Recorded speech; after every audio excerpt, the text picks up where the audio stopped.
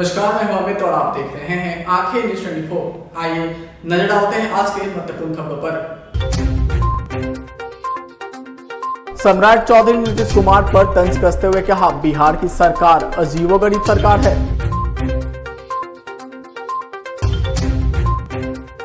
पटना में ऑटो और e rickshaw चालकों ने अपनी विभिन्न मांगों को लेकर किया एक दिवसीय हड़ताल। यात्रियों को भी आने जाने में परेशानी।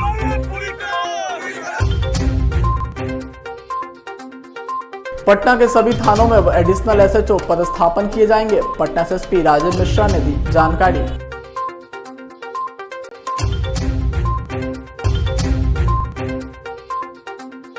बिहार के मुख्य सचिव अमित सुबहानी ने की प्रेस वार्ता।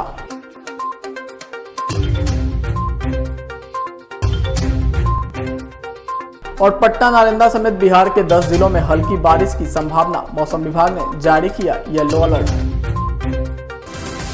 अब खबरें विस्तार से। इस खबर के प्रायोजक हैं Lohia Nagar mount Carmel high school, Gyansthali high school और एलएमसी कम्युनिकेशन। बिहार बीजेपी के प्रदेश अध्यक्ष सम्राट चौधरी ने मुख्यमंत्री नीतीश कुमार पर जमकर हमला बोलते हुए उन्होंने कहा कि हम अपराधी आतंकवादी को किसी भी हालत में उनको समर्थन नहीं करते हैं। वहीं पत्रकारों के द्वारा पूछे गए सवाल पर उन्होंने कहा कि आनंद मोहन को लालू प्रसाद यादव ने एफआईआर फाड़ कर दोबारा एफआईआर कराने का काम किया था। लालू जी से पूछना चाहिए कि आखिर लालू जी ने उनको फंसाने का काम क्यों किया। बिहार की सरकार अजीबोगरीब सरकार है। आगे उन्होंने कहा कि बिहार में 2005 से पहले 1000 शराब की दुकान तक नहीं थी। वहीं 2010 आते आते 10,000 शराब की दुकान खुलवाई और 2016 में कहा कि शराबबंदी करेंगे। वहीं तेजस्वी यादव पर भी हमला बोलते हुए उन्होंने कहा कि तेजस्वी यादव बीजेपी के विजय रथ को रोकने का दावा कर रहे हैं, लेकिन उनको यह पता होना चाहिए कि आने वाले लोकसभा चुनाव में महागठबंधन का खाता खोलना भी मुश्किल हो जाएगा। सुनिए और क्या कुछ कह रहे हैं सम्राट चौधरी। तेजस्वी यादव जी रथ रोककर लालू प्रसाद जी का जो बात याद दिला रहे हैं। लालू जी को यदि मुख्यमंत्री किसी ने बनाया था तो भारतीय जनता पार्टी के विधायकों ने बनाया था। अब यदि कोई ये कहता कि 2024 में भी रोक के दिखाएंगे, ये गलतफहमी छोड़ दे। भारतीय जनता पार्टी अकेले सक्षम है कि नीतीश कुमार और लालू प्रसाद जी को किसी भी कीमत पर खाता खोलने नहीं देंगे। आनंद मोहन जी को इसकी रिहाई हुई है, उनके साथ और लोग भी हैं जो दुधरान अपराधी हैं। भारतीय जनता पार्टी का बड़ा क्लियर कट स्टैंड है। हम अपराधी कोई हो, आतंकवादी हो, उग्रवादी हो, हम किसी भी हालत में समझौता नहीं कर सकते। और जहां तक जिनका आपने नाम लिया, उनको लालू प्रसाद जी ने फंसाया, एफआईआर फाड़ कर फिर उनके ऊपर एफआईआर करवाया। तो उनसे लालू प्रसाद जी से जाके पूछिए कि उनको फंसाने का काम क्यों किया। क्योंकि बिहार की सरकार तो बड़ा ही अजीबोगरीब सरकार है नीतीश कुमार जी की। बिहार में 2005 के पहले 1000 भी शराब की दुकान नहीं थी, लेकिन बाबू नीतीश कुमार जी ने 2010 आते आते 10,000 शराब की दुकान खुलवाई। और 2016 में क्या कहा कि शराब बंदी करेंगे। तो नीतीश कुमार जी का नाटक रहता है, फंसाते वही हैं, बचाते वही हैं। तो पूछना भी उन्हीं से कीजिए। मामले को लेकर पार्टी के एक्सपोज करेगी। लालू यादव बिहार आ रहे हैं तो अच्छा है ना, डायरेक्टर भी आ जाएंगे तो अच्छा है। कहा कि डायरेक्टर बाहर थे और यहाँ पर जो एक्टर लोग काम कर रहे थे, डेमी एक्टर लोग, तो अब नीतीश कुमार जी का जो सुपर पावर है वो आ ही जाएंगे तो क्या बिहार में बढ़ जाएगा। एक्सपोज करेगी क्या पार्टी? तो पूछना भी उन्हीं से कीजिए। मामले को लेकर पार्टी के एक्सपोज करेगी। लालू यादव बिहार आ रहे हैं तो अच्छा है ना, डायरेक्टर भी आ जाएंगे तो अच्छा है। कहा कि डायरेक्टर बाहर थे और यहाँ पर जो एक्टर लोग काम कर रहे थे, डेमी एक्टर लोग, तो अब नीतीश कुमार जी का जो सुपर पावर है वो आ ही जाएंगे तो क्या बिहार में बढ़ जाएगा। एक्सपोज करेगी क्या पार्टी? मामला हुआ है, 24 लोग और लोगों को निकाला गया है। अरे अब तो समझिए कि कितना फेलियर गवर्नमेंट है कि मरे हुए व्यक्ति को भी छोड़ रहा हो। इससे ज्यादा फेलियर क्या हो सकता है। बिहार की सरकार ही नहीं रहता है। नीतीश जी जो मेमोरी लॉस मुख्यमंत्री हैं, उनको पता ही नहीं है कि हम किस फाइल पे दस्तखत करें। तो जब उनको पता ही नहीं तो हम करें क्या? बिहार की जनता को तय करना है कि मेमोरी लॉस मुख्यमंत्री चाहिए या भाजपा की डबल इंजन की सरकार चाहिए। ऑटो स्ट्राइक की वजह से मैं ऑफिस नहीं जा पा रही हूँ। नहीं, ये लोग सब बंद करके रखे हैं। ये लोग बोल रहे कि आज ऑटो स्ट्राइक है। बहुत ज़्यादा, मुझे तो कल तक बिल्कुल भी नहीं थी। जस्ट अभी आके यहाँ पता चल रहा है कि ऑटो एकदम स्ट्राइक है, वो जाएगा नहीं आगे। नमस्कार, मैं हूं अमित और आप देख रहे हैं आंखें न्यूज 24। पटना में ऑटो के रूट निर्धारण करने को लेकर आज राजधानी पटना के सभी ऑटो चालक ने एक दिवसीय हड़ताल पर गए हैं। साथ ही साथ ऑटो चालक सड़क पर जमकर नारेबाजी भी कर रहे हैं। आपको बताते चले कि राजधानी पटना में ऑटो का रूट निर्धारित किया गया है, जिसको लेकर विभिन्न ऑटो ट्रेड यूनियन के द्वारा ऑटो चालक आज हड़ताल पर हैं और ऑटो का परिचालन पूरी तरह से राजधानी पटना में बंद है। वहीं ऑटो हड़ताल होने के कारण आने जाने वाले यात्रियों को काफी परेशानियों का सामना करना पड़ रहा है। महिला यात्री की माने तो पहले से ऑटो हड़ताल का लोगों को पता नहीं था, जिसके कारण बड़ी संख्या में यात्री स्टेशन पर फंस गए हैं और एक जगह से दूसरी जगह जाने में काफी समस्याओं का सामना करना पड़ता है। हमारे संवाददाता समर डे ने ऑटो चालकों से बात की है। आपको सुनवाते हैं क्या कुछ कह रहे हैं राजधानी के ऑटो चालक। वजह से मैं ऑफिस नहीं जा पा रही हूँ। मेरा लेट भी हो रहा है और टाइम भी निकल रहा है। क्या कारण है, कुछ पता चला ऑटो क्यों नहीं मिल रहा? नहीं, ये लोग सब बंद करके रखे हैं। ये लोग बोल रहे कि आज ऑटो स्ट्राइक है। कोई जानकारी पहले से नहीं होने के कारण परेशानी होगी? बहुत ज़्यादा, मुझे तो कल तक बिल्कुल भी नहीं थी। जस्ट अभी आके यहाँ पता चल रहा है कि ऑटो एकदम स्ट्राइक है, वो जाएगा नहीं आगे। आम लोगों को काफी परेशानी हो रही है। बहुत ज़्यादा, ऑफिस जाने में तो सबसे ज़्यादा प्रॉब्लम हो रहा है कि घर से यहाँ से निकलो गर्मी में, ऑटो नहीं मिल रहा है, जाएंगे कैसे? कहाँ से आई हैं आप? बेली रोड। कहाँ जाना था आपको? मुझे कंकड़ बाग जाना था। सभी रूटों की ऑटो बंद है। हाँ, मुझे यहाँ तक तो किसी ने ड्रॉप किया। अब यहाँ से जाने में मुझे मुश्किल हो जा रही है। मैं यहाँ से कैसे जाऊँगी? अगले इंसान का भी तो ऑफिस है, तो वो तो चले गए। अब जिनका ट्रांसपोर्ट नहीं होता, जो ऑलरेडी डिपेंडेंट है ऑटो से, उनको तो प्रॉब्लम होगी सर्वाइव करने में। तो ऑफकोर्स प्रॉब्लम तो बहुत हो रही है। क्या ऑफकोर्स करना चाहिए था। बाकी कॉमन पीपल लोग को तो ऑफकोर्स प्रॉब्लम तो होगा ही ना। उन लोग को तो रोज का ही ये पर्पस है कि ऑफिस जाना, घर जाना है। उन लोग को तो ऑफकोर्स प्रॉब्लम हो ही रहा है। ऑटो नहीं मिल रही है बस स्टेशन जाने के लिए। परेशान हूँ। पटना स्टेशन आया था, कभी पटना भी आया भी नहीं था मैं इससे पहले। तो यहाँ के बारे में, एरिया के बारे में नॉलेज भी नहीं है, कहाँ जाना है, कैसे करना है। कहाँ से आए थे? मैं दिल्ली से आ रहा हूँ अभी। कहाँ जाना था? अभी हमें मधुबनी जा रहा है। फिर समस्या हो रही है। सब बहुत समस्या हो रही है। सब ना तो ऑटो मिल रही है। ऑटो वाले से पूछ रहा हूँ तो कह रहे हड़ताल है, मैं अभी नहीं जा सकता। फैमिली को लेकर फंस गए? हाँ बिल्कुल जी, फैमिली है, यहाँ पे बच्चे हैं। एक ही मांग है कि सरकार परमिट दे, स्टैंड बताए और रूट हमको मंजूर नहीं है। बस ये 3 सूत्री मांग है, इसको सरकार देखना जरूरी है। हमारे रोजगार की सवाल है। हम रोड बाय रोड रहेंगे, हमारा परमिट पूरे पटना जिला का है, लेकिन वो कहता है कि एक ही सड़क में चलना है, हमको गैस भरवाना है, हम दूसरे जगह जाएंगे, हम जो है किसी अपने परिवार को लेके जाएंगे, मरीज को लेके जाएंगे, तो बारकोड लगा के हमको जो है जाँच करने की बात हो रही है, जो कि किसी चालक को कबूल नहीं है। आज ऑटो पूरा हड़ताल है। स्वतः स्फूर्त हड़ताल है। हम लोग कोई रोड पे किसी को भाई जबरदस्ती न रोके हैं। वो अपने अपने रोजगार के लिए ई रिक्शा भी और ऑटो रिक्शा भी अपनी अपनी मांगों को लेकर हड़ताल पर है। मांग क्या करते हैं? मांग क्या है? मांग यही है कि हम लोग रूट परमिट हमको मंजूर नहीं है। जो पटना जिला का परमिट पहले से चल रहा है वो परमिट चले, और जो हमारे CNG गाड़ी बिना परमिट का 12,500 गाड़ियाँ हैं, उसको सरकार एडजस्ट करे, उसको हटाने की बात ना करे।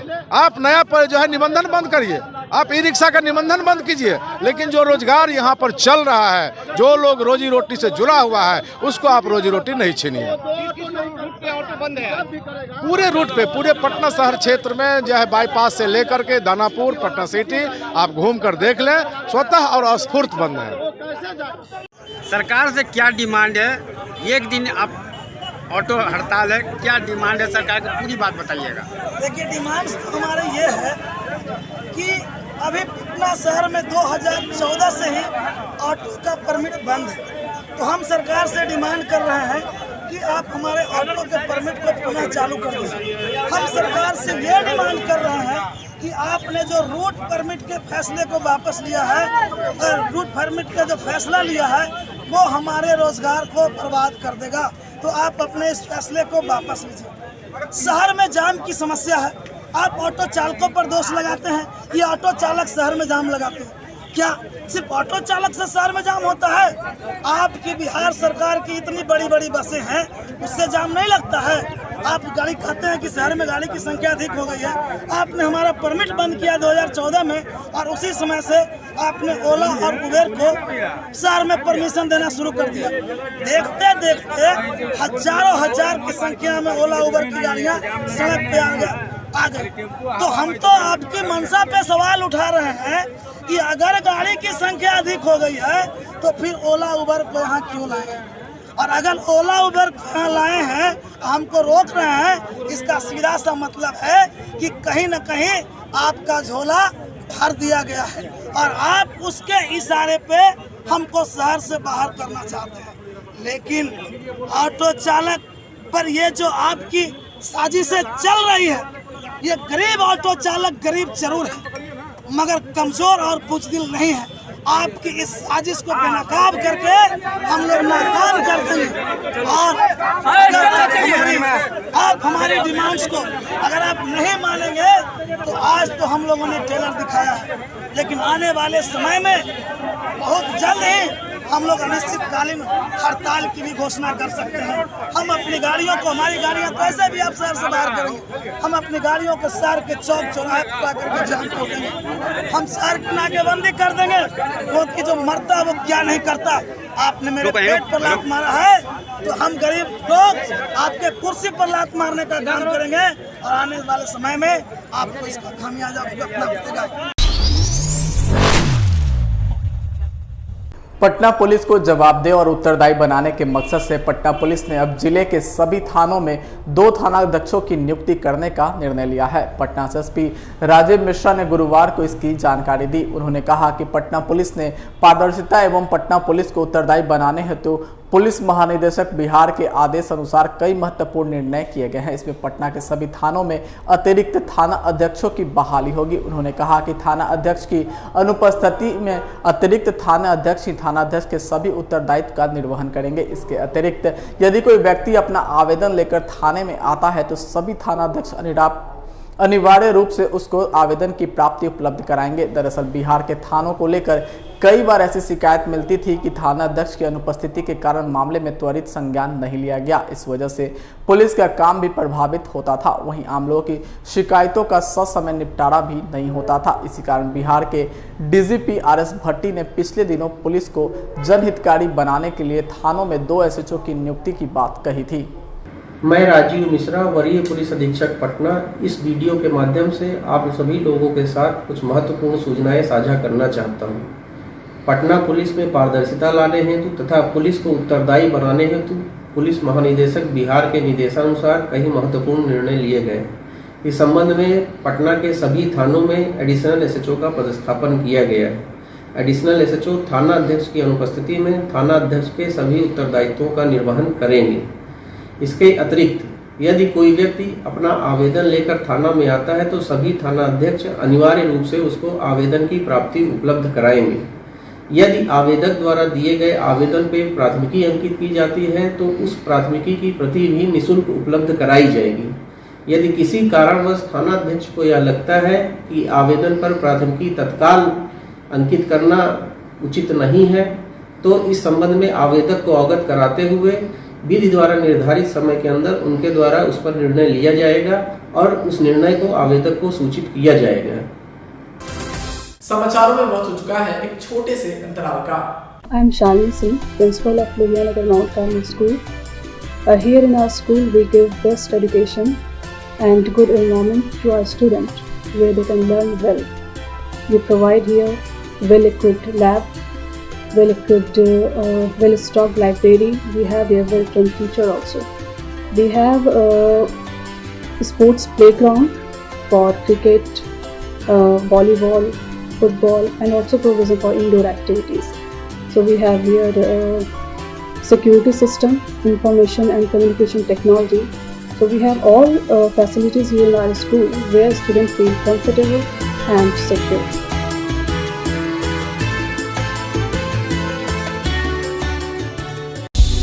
क्या आप पत्रकारिता के क्षेत्र में अपना कैरियर बनाना चाहते हैं? तो तो आज ही royal Ashoka institute of mass communication and journalism में अपनी जगह सुनिश्चित करें। आर्यभट्ट ज्ञान विश्वविद्यालय पटना से मान्यता प्राप्त 100% प्लेसमेंट के साथ royal Ashoka institute of mass communication and journalism नामांकन जारी है। हमारा पता है DS/16 गायत्री मंदिर के समीप कंकड़ बाग पटना 8,20,000। आप हमें संपर्क भी कर सकते हैं। हमारा मोबाइल नंबर है 9955456126। ब्रेक के बाद आपका फिर से स्वागत है।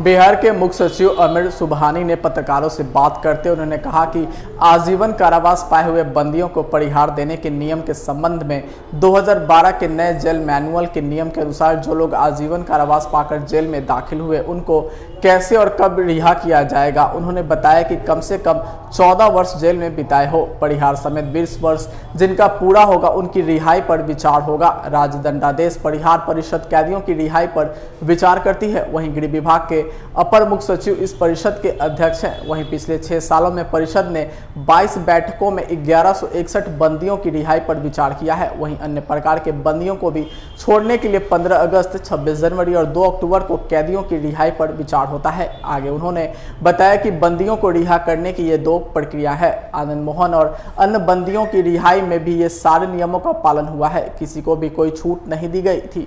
आनंद मोहन जिनका नाम इन दिनों चर्चा में है उनको भी रिहाई में कोई छूट नहीं मिली है। आनंद मोहन ने 14 वर्ष से अधिक की सजा पूरी कर ली थी। सुनिए और क्या कुछ कह रहे हैं आमिर सुबहानी। कि मीडिया ब्रीफिंग में मैं प्रिंट मीडिया, इलेक्ट्रॉनिक मीडिया और डिजिटल मीडिया के सभी प्रतिनिधियों का स्वागत करता हूं और उनका धन्यवाद ज्ञापन करता हूं कि आप इस ब्रीफिंग के लिए समय निकाल कर आए। जैसा कि आप देख रहे हैं हमारे साथ श्री चैतन्य प्रसाद अपर मुख्य सचिव गृह विभाग भी मौजूद हैं और यहाँ पर श्री शीर्षित कपिल अशोक कारा महानिरीक्षक भी हमारे बीच हैं। जो विषय है वो आजीवन कारावास पाए हुए बंदियों को नियम के अनुसार परिहार देते हुए कारा मुक्त करने के नियम और प्रक्रिया के संबंध में है। जैसा कि हम आपको बताएंगे ये नियम, प्रक्रिया और व्यवस्था काफ़ी लंबे अरसे से चली आ रही है, लेकिन कुछ कारणों से अभी अभी ये बहुत ज़्यादा खबरों में आ गया है और पब्लिक डोमेन में इसके रूल्स की, प्रोसेस की जानकारी अधिक नहीं है। तो मैं सबसे पहले ये बताऊंगा कि बिहार में जो नया जेल मैनुअल 2012 वर्ष में बनाया गया था, जिसे बिहार कारा हस्तक 2012 कहते हैं, उसके नियम 474 से 487 में विस्तार से प्रक्रिया दी हुई है, जिसको देखा जा सकता है। उस प्रक्रिया में ये लिखा हुआ है कि जो लोग आजीवन कारावास की सज़ा पा करके जेल में दाखिल हुए उनको कितने दिनों के बाद कारामुक्त किया जाएगा और किस तरीके से किया जाएगा। और उसमें जो बुनियादी बात है, सबसे पहली बात वो ये है नियम में कि कारा में 14 वर्ष की वास्तविक संसीमन अवधि पूरी होनी चाहिए। यानी कैलेंडर से गिन करके दिन, महीने और साल 14 बरस तो अवश्य कम से कम 14 वर्ष जेल के अंदर बिताए हों और जेल में अच्छे चाल चलन के लिए, गुड कंडक्ट के लिए परिहार यानी रेमिशन देने का नियम कारा हस्तक में है। तो परिहार समेत 14 वर्ष की अवधि पर परिहार की अवधि जोड़ने के बाद 20 वर्ष की गणना होनी चाहिए। तो ये परिहार जो है ये नोशनल है, ये रिवार्ड पॉइंट है या बोनस पॉइंट है, लेकिन इसकी गणना भी महीने और साल में होती है। तो 14 वर्ष की वास्तविक अवधि और 20 वर्ष परिहार समेत करके जिनको योग्य पाया जाएगा उनकी कारामुक्ति पर विचार किया जाएगा। अब उस विचार करने के लिए प्रक्रिया और शर्तें हैं और इसके लिए एक राज्य स्तरीय परिषद भी गठित है जो इस मामलों पर विचार करके अपनी अनुशंसा सरकार को देती है कि कौन कौन से बंदी इस नियम से कारामुक्त होने के लिए योग्य पाए गए। उस परिषद का नाम राज्य दंडादेश परिहार परिषद है और ये सरकार के आदेश से विधिवत रूप से गठित है। इसके अध्यक्ष अपर मुख्य सचिव गृह विभाग होते हैं और कई अधिकारी इसके सदस्य होते हैं और उन अधिकारियों में 2 न्यायिक सदस्य भी हैं, जुडिशियल मेंबर, जो डिस्ट्रिक्ट जुडिशियरी के बहुत सीनियर अधिकारी होते हैं। सामान्यतः अभी की व्यवस्था में डिस्ट्रिक्ट जज जो पटना के हैं और बिहार सरकार के विधि सचिव जो खुद भी डिस्ट्रिक्ट जज होते हैं, ये इसके मेंबर हैं।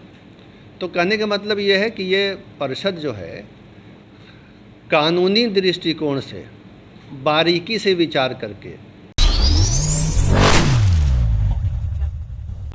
बिहार के लोगों को एक सप्ताह से उमस भरी गर्मी और लू से राहत मिली है। हल्की बारिश और बूंदाबांदी से तापमान में कमी आई है। 40 के पार पहुंचा पारा अब 40 के नीचे है। गुरुवार को भी बिहार के कई जिलों में हल्की बारिश या बूंदाबांदी की संभावना जताई गई है। मौसम विज्ञान केंद्र पटना के अनुसार सुबह में अलर्ट जारी किया गया है। कुछ घंटों में प्रदेश के 10 जिलों में हल्की वर्षा, बूंदाबांदी, मेघ गर्जन और बिजली चमकने का पूर्वानुमान जारी किया गया है। मौसम विभाग के अनुसार जिन जिलों में बारिश और बूंदाबांदी की संभावना है उनमें पटना समेत सारण, नालंदा, नवादा, औरंगाबाद, बक्सर, रोहतास, भोजपुर, जहानाबाद, कैमूर शामिल है। इन जिलों के लिए मौसम विभाग ने येलो अलर्ट जारी किया है। इसके अलावा राज्य के उत्तर पूर्व बिहार के भागलपुर, मुंगेर, जमुई, बांका, खगड़िया में कुछ स्थानों पर हल्की बारिश, बूंदाबांदी या मेघ गर्जन का पूर्वानुमान जताया गया है। मौसम विज्ञान केंद्र पटना के अनुसार आज और शुक्रवार तक कोई बड़ी चेतावनी नहीं दी गई है। शनिवार से फिर मौसम सक्रिय हो सकता है और पूरे बिहार में हल्की और मध्यम स्तर की वर्षा के साथ ओलावृष्टि होने का पूर्वानुमान है। बीते बुधवार को तापमान में बहुत ज़्यादा वृद्धि नहीं हुई। बक्सर को छोड़कर पूरे बिहार में तापमान 40 डिग्री से नीचे रहा। सबसे अधिक तापमान बक्सर में 41.3 डिग्री सेल्सियस रहा। सबसे कम तापमान सीतामढ़ी के पुपड़ी में 30.1 डिग्री सेल्सियस रहा। मौसम विभाग के अनुसार अगले 5 दिनों तक तापमान में विशेष वृद्धि नहीं होगी। बीते बुधवार को 14 जिलों में कुछ स्थानों पर मध्यम स्तर और हल्की वर्षा दर्ज की गई। जमुई के लक्ष्मीपुर में 21.4 मिलीमीटर, मुंगेर के संग्रामपुर में 5.2 मिलीमीटर, लखीसराय के हलसी में 20.4, चानन में 3.4 और लखीसराय शहरी क्षेत्र में 2.6 मिलीमीटर वर्षा हुई है। बक्सर के बढ़मपुर में 6.8 मिलीमीटर, नालंदा जिले के इस्लामपुर में 6.6 मिलीमीटर, बांका के बेलहर में 6.2 मिलीमीटर, शंभूगंज में 3.4 मिलीमीटर, नवादा में 3.8 मिलीमीटर वर्षा दर्ज की गई है। पटना के पालीगंज में मध्यम स्तर की वर्षा दर्ज की गई। अरवल, भोजपुर, जहानाबाद, रोहतास और औरंगाबाद में मेघ गर्जन के साथ बूंदाबांदी भी हुई। आइए नजर डालते हैं आज के सुर्खियों पर। सम्राट चौधरी ने नीतीश कुमार पर तंज कसते हुए कहा, बिहार की सरकार अजीबोगरीब सरकार है।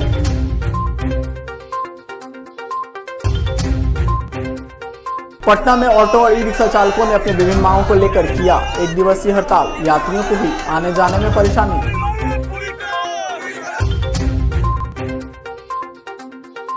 पटना के सभी थानों में एडिशनल एसएचओ पदस्थापन किए जाएंगे। पटना एसएसपी राजेश मिश्रा ने दी जानकारी।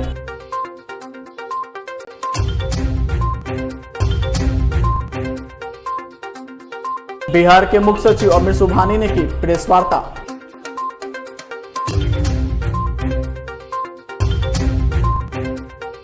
और पटना, नालंदा समेत बिहार के 10 जिलों में हल्की बारिश की संभावना। मौसम विभाग ने जारी किया येलो अलर्ट। आज के लिए बस इतना ही। ताज़ा खबरों के लिए देखते रहें आंखें न्यूज़ 24, नजर हर खबर पर। अगर आपने अभी तक हमारे चैनल को लाइक, सब्सक्राइब, शेयर नहीं किया है तो जल्द से जल्द हमारे चैनल को लाइक करें, सब्सक्राइब करें और बेल आइकन को दबाना ना भूलें। नमस्कार। इस खबर के प्रायोजक हैं Lohia Nagar mount Carmel high school, ज्ञान स्थली हाई स्कूल और LMC कम्युनिकेशन।